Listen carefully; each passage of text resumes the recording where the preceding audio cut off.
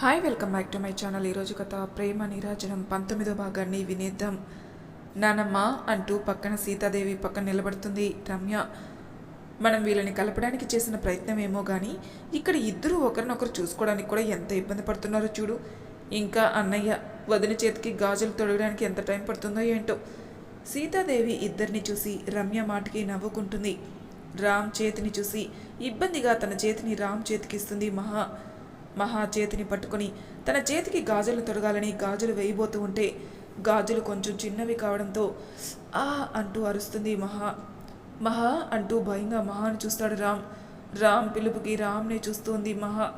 కొంతసేపు అలాగే మహా కళలోకి చూస్తూ ఉండిపోతాడు. రామ్ని చూస్తూ మహా కూడా అలాగే నిలబడి చూస్తూ ఉంది. ఇద్దరిని అలా చూసి నవ్వుకుంటారు సీతాదేవి, రమ్య, వసుంధర, వైజయంతిలు నోటి దగ్గర చేతిని అడ్డు పెట్టుకొని. పక్కనున్న వసుంధర వైజయంతి నవ్వుల్ని విని తడబడుతూ తన కళ్ళను పక్కకు తిప్పేస్తుంది మహా కదలికతో రామ్ కూడా తడబడుతూ తల ఇటు తిప్పుతూ ఉంటాడు. మహా చేతికి గాజుల్ని అతి సున్నితంగా నొప్పి రాకుండా తొడుగుతాడు. రామ్ కేరింగ్ చూసి కళ్ళ వెంట చిన్నగా నీరు అలుముకుంటుంది మహాకి. గాజులు తొడగడంతో రామ్ ముందు ముక్కెర పెడుతుంది వైజయంతిని చూస్తాడు రామ్. ఇది కూడా నువ్వే పెట్టాలి నీ మహారాణికి అంటూ చిన్నగా నవ్వుతుంటే వైజయంతి వైపు కల్లెర చేస్తూ ముక్కెరని తీసుకుంటాడు. ముక్కెర తీసుకొని మహాని చూస్తాడు. మహా ఇబ్బందిగా చూస్తుంటే మహా ముందుకు వెళ్తాడు రామ్. మహాకి ముక్కెర పెడుతున్నంతసేపు మహా కళ్ళు తనని ఆకర్షిస్తుంటే ఆ కళ్ళని చూడడం రామ్కి ఇబ్బందిగా ఉండి కళ్ళు కిందికి దించి ముక్కెరని పెడతాడు. మహాకి దూరంగా జరిగి ఇంకా ఏమైనా ఉన్నాయా అంటాడు రామ్. ఉన్నాయి అంటూ కాళ్ళకి మువ్వల పట్టీలు ఇస్తారు. కానీ మహాకాళ్ళకి పట్టీలు ఉన్నాయి కదా అంటాడు. నీకెలా తెలుసు అన్నయ్య అంటుంది రమ్యని చురుగ్గా చూస్తాడు రామ్. రమ్య సీతాదేవి పక్కన చేరిపోతుంది నవ్వుతూ. రమ్య వాడు వచ్చినప్పటి నుండి చూస్తుంది కిందికే కదా, కనపడేవి కాళ్ళు మాత్రమే, అందుకే తెలుసుంటుంది అని అనగానే అందరూ సీతాదేవి మాటకి చిన్నగా నవ్వుకుంటారు. అందరిని చూసి కళ్ళు ఎర్రజేస్తాడు రామ్. సరే విను, అవి కేవలం 7 వారాల నగల్లో ఒకటి. ఇది మహారాణి గారి ముత్తైదువ అలంకారం. మహారాణి గారికి తన రాజు తొడగాలి అంటూ ఇస్తుంది. కానీ అమ్మమ్మ ఆయన నా కాలు వద్దు నేనే అంటుంటే సీతమ్మ ఇది ఆనవాయితీ తప్పదు అంటుంది సీతాదేవి. ఇక్కడ నువ్వు మహారాణివి, వాడు ఇంకా నీ భర్త మాత్రమే, మహారాజు కాలేదు. ఒకవేళ అయినా కూడా ఈ వంశంలో రాణి అలంకరణ రాజు చేయడం ఆనవాయితీ. అది రాణికి రాజు ఇచ్చిన గౌరవం. ఇదే ఈ వంశ పారపర్యం అంటుంటే ఇబ్బందిగా చూస్తుంది రామ్ని. రామ్ పట్టీల్ని చూసి తీసుకోబోతుండగా అన్నయ్య కాస్త త్వరగా చెయ్యి, టైం అవుతుంది అంటుంది రమ్య నవ్వుతూ. అందరూ చిన్నగా నవ్వుకుంటారు. విసుగ్గా పట్టీల్ని తీసుకొని మహాని చూస్తాడు. మహా ఇబ్బందిగా తన కాలుని ముందుకు పెడుతుంది. మహా అలా అయితే ఎలా వేస్తాడు, వాడు వంగి వేయడం కుదరదు కదా. రామ్ మహాకాలని నీ మోకాలపైన పెట్టుకొని అప్పుడు చెయ్యి అని అనగానే షాక్ అయి చూస్తుంది మహా సీతాదేవిని. రామ్ ఇంకా ఏమీ అనలేక మహా కాలుని పట్టుకోవడంతో షాక్ అయి ఏవండి అంటూ వెనక్కి తీసుకుంటుంది మహాని చూసి కళ్ళతో పర్వాలేదు అంటాడు. ఇబ్బందిగా చూస్తుంది. మహా చూడు, ఇది ఆనవాయితీ తప్పదు, టైం అవుతుంది అంటుంది వసుంధర. మహాకు ఇబ్బందిగా ఉండడంతో మహా కాలు పట్టుకుంటాడు రామ్. ఇబ్బందిగా కళ్ళు మూసుకుంటుంది. రామ్ తన కాలు పట్టుకోవడం కష్టంగా అనిపించి మహా కాలుని తన మోకాలపై పెట్టుకుని మహా కాలుకి పట్టీలు పెడతాడు రామ్. ఇంకో కాలికి కూడా తొడిగి పైకి లేస్తాడు. తన ముందు ఎర్రటి దుప్పటా ఇస్తుంది వసుంధర. ఇది మహా తలపై వేయి అంటుంది. దుప్పటా తీసుకుని మహా తలపై మేలు ముసుగు వేస్తాడు రామ్. అమ్మా మహా, ఇది మహారాణి గౌరవం. ఇక నుండి రాణిగా నువ్వు ఏ పూజ ఏ యజ్ఞం చేసినా ఇది నీపై ఉండాలి అంటారు. సరే అన్నట్టు తలూపుతుంది మహా. సరే ఇంక రండి రామ్, మహారాణి చేతిని పట్టుకొని నువ్వు రావాలి అంటూ సీతాదేవి వెళ్తుంది. రామ్ మహా చేతి ముందుకి తన చేతిని ఇస్తాడు. మహా తన గది నుండి పూజ గది వరకు తన కాళ్ళ కింద పూల వర్షం కురిపిస్తారు. రామ్ చేతికి తన చేతిని ఇస్తుంది మహా. రామ్ అడుగు ముందుకు పడుతుంటే రామ్ వెనక అడుగు వేస్తూ పూలపై నడుస్తూ ఉంటుంది. హోమం ముందు కూర్చోబెడతాడు రామ్ మీరు కూడా మహారాణి గారి పక్కన కూర్చోవాలి అనడంతో మహా పక్కన ఇబ్బందిగా కూర్చుంటాడు. ఇద్దరి చేత ఆ ఆదిశక్తి పేరు మీద హోమం జరిపిస్తారు. అమ్మా, ఈ వంశపు యువరాణిగా ఇప్పటి వరకు మీరు మోసిన బాధ్యత విధి విధానాన్ని ప్రకారం అది ఈ వంశ మహారాణికి అప్పచెప్పాలి. అందుకు మొదటగా రాణిగారి ఉంగరం తన వేలుకు మీ చేతి మీద కానీ తొలగాలి. అప్పుడే ఆ బాధ్యత నుండి మీరు విముక్తి పొందుతూ పూర్తి అధికారాలు ఆవిడకిచ్చినట్లు అనగానే పండితగణం మంత్రోచ్చారణ చేస్తుంటే వసుంధర తన వేలుకున్న ఉంగరాన్ని తీసి భగవంతుడు ఆశీస్సులతో మహావేలుకు పెడుతుంది. రమ్య, వాసులు, మహారాణి, సీతా మహాలక్ష్మి గారికి జయహో అంటూ అరుస్తూ ఉంటే సీతాదేవి, జగదీష్, వసుంధర, వైజయంతి, జయేంద్ర, వేణు, రాఘవులు నవ్వుతూ ఆనందంతో చూస్తూ ఉంటారు. మహారాణి గారు, మీరు లేచి మీ భగవంతుడి ఆశీస్సులు తీసుకోవాలి అనగానే లేచి నిలబడి భగవంతుడి ముందు ఆశీస్సులు తీసుకుంటుంది. భగవంతుడి ముందు ఒక ఖడ్గాన్ని చూస్తుంది. ఇది అంటూ పురోహితుల్ని చూస్తుంది ఆశ్చర్యంగా. ఇది ఈ వంశపు మహారాణి గారి యొక్క ఖడ్గం. మొదటి, రెండవ మహారాణి తర్వాత ఇది ఎవరి చేతికి అందజేయలేదు. ఎందుకంటే ఇది రాణిగారి యొక్క సంరక్షణ. మామూలుగా అయితే రాజుగారి చేతుల మీదుగా ఈ ఖడ్గాన్ని ఇప్పిస్తారు. కానీ రాజుగారు ఆ బాధ్యతలు అందలేదు కనుక అది మీకు ఆ పరమేశ్వరి ఆశీస్సులతో అందుకోవాలి. అందుకే ఆయుధ పూజ జరిగింది. మీరు దీనిని స్వీకరించాలి అనగానే ఆశ్చర్యంగా చూస్తుంది. ఇది నాకా అంటూ. ఇది ఒక ఆనవాయితీగా తీసుకోండి మహారాణి. అది మీరు ఉపయోగించుకోవాల్సిన అవసరం ఎప్పుడు వస్తే అప్పుడు మీరు ఉపయోగించుకోవచ్చు అంటారు. సీతాదేవి వైపు చూస్తుంది. కళ్ళతో తీసుకోమని చెప్పడంతో అమ్మవారి దగ్గర ఆశీస్సులు తీసుకుని ఆ ఖడ్గాన్ని తీసుకుంటుంది. ఖడ్గానికి కూడా కళ్ళకు అద్దుకుంటుంది. తర్వాత వసుంధర, జగదీష్ దగ్గర, వైజయంతి, జగదీష్ల దగ్గర బ్లెస్సింగ్స్ సీతాదేవి ముందు నిలబడుతుంది. సీతాదేవి దగ్గర బ్లెస్సింగ్స్ తీసుకుంటుంది. ముందు ఒక బాక్స్ పెడతారు రాజపురోహితుడు గారు. ఏంటా అని చూస్తుంది. ఇవి మా బ్రాహ్మణ వంశ ఆనవాయితీ తల్లి. రాజవంశపు మహారాణి గారి ఆదరణ బ్రాహ్మణ వంశంపై ఎప్పుడూ ఉంటుందని తెలుపుతున్నట్టు మీ ఆమోదం ముద్ర వేయాలి అంటూ అందులో ఉన్న మూత తీయమని అంటారు.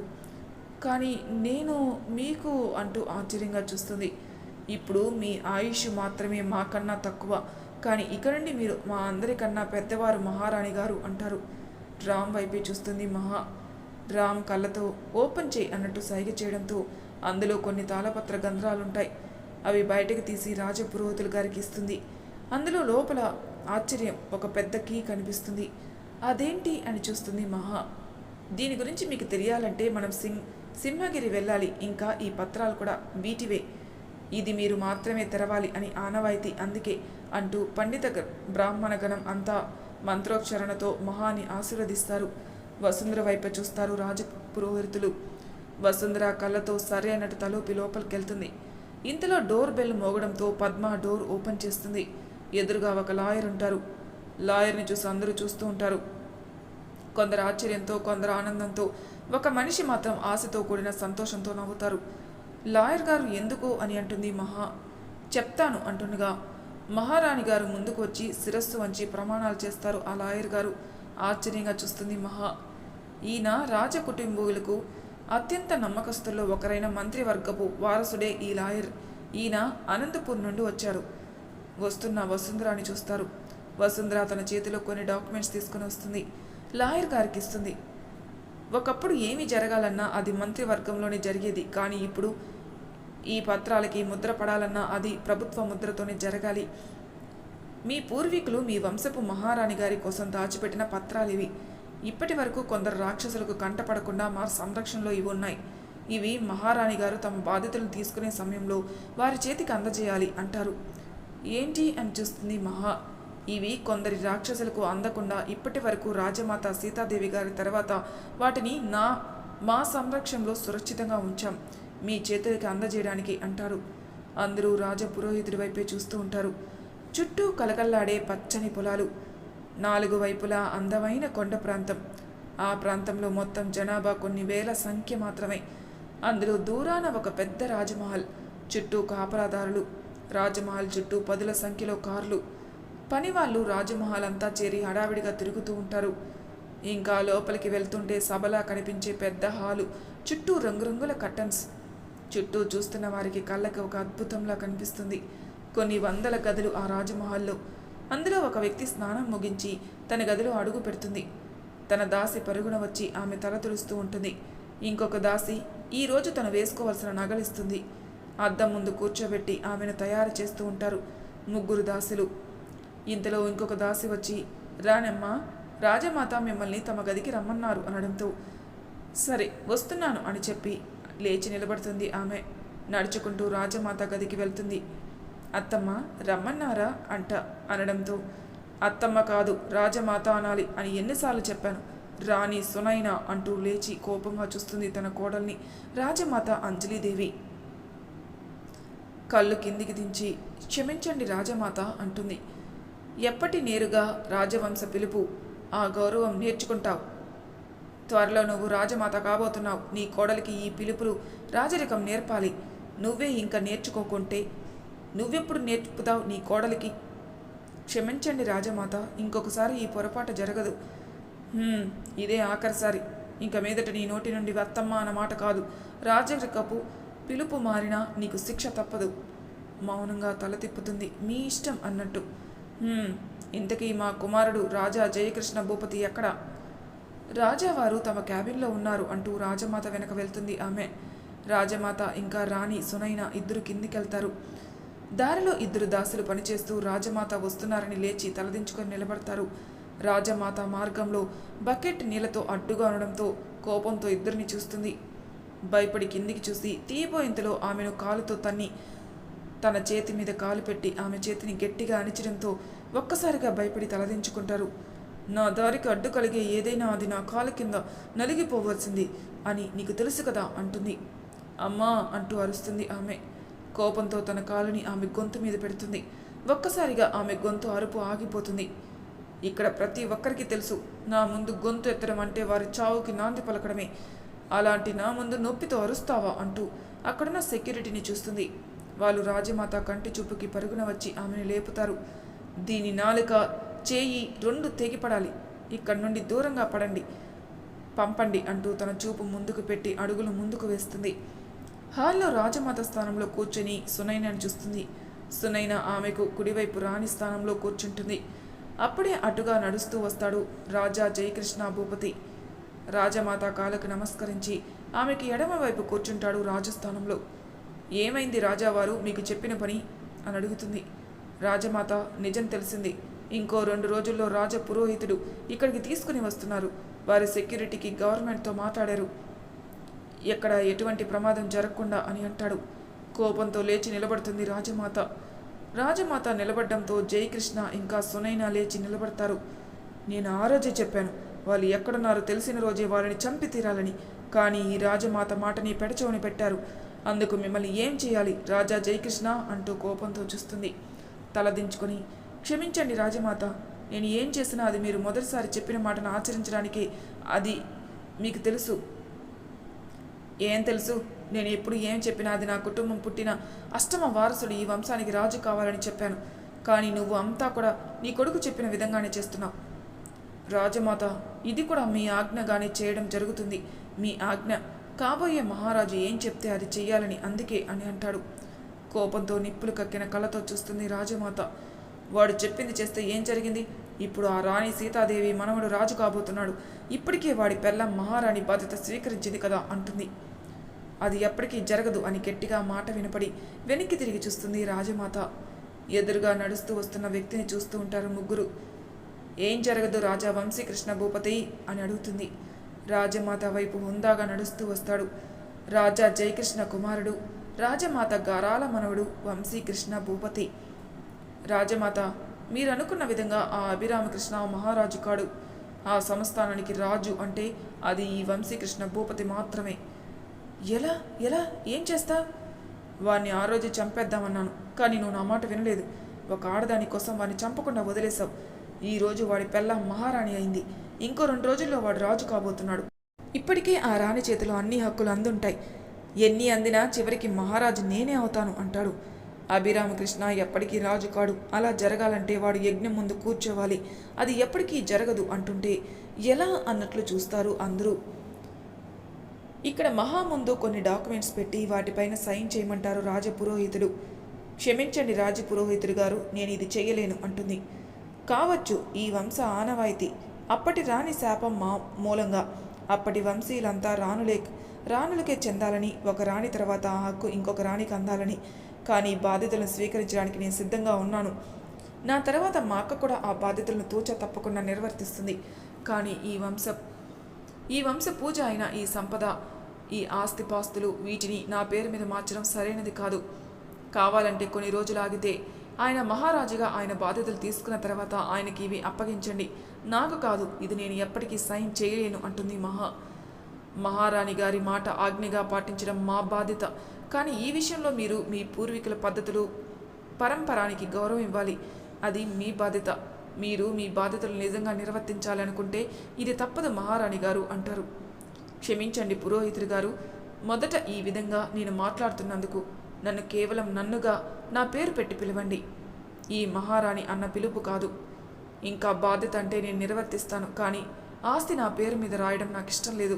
నాకు ఈ విషయం ముందే తెలుసుంటే నేను ముందే రాణిగా ఈ బాధ్యతను తీసుకునేదాన్ని కాను. ఎలాగో నేను రాణిగా బాధ్యతను స్వీకరించాను గనక రాణిగా ఎంతవరకు నా బాధ్యతలు ఉన్నాయో అవన్నీ నేను చేస్తాను.